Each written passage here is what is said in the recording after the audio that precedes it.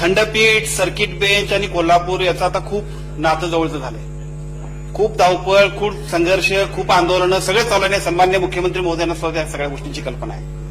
माझा स्पेसिफिक प्रश्न आहे, खंडपीठ हा बोलणार होता विषय, सर्किट बेंचबाबत मुख्यमंत्र्यांनी शिफारस करणं हे गोष्ट खूप वेगळी आहे.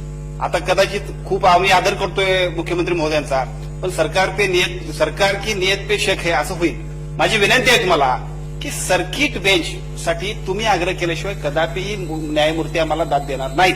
कारण मुंबईतल्या, पुण्यातल्या वकिलांना अद्याप कुठेही आमच्याकडे कोल्हापूरला यावं अशी आवड असणार नाही. इथल्या अर्थकारणाचा विषय आहे, इथल्या न्यायव्यवस्थेचा विषय आहे.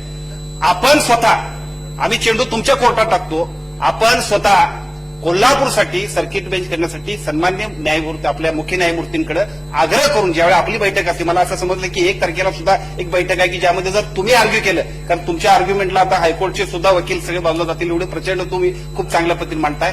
तमाम कोल्हापूरकरांची आणि संपूर्ण 6 जिल्ह्यांची आमची आर्ग्युमेंट तुम्ही या न्यायमूर्तींकडे करून सर्किट बेंच आम्हाला द्याल काय?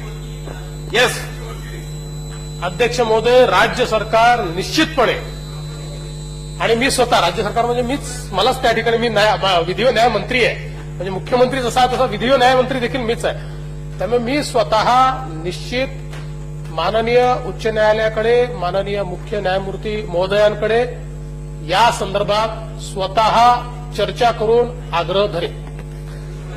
लक्षवेधी क्रमांक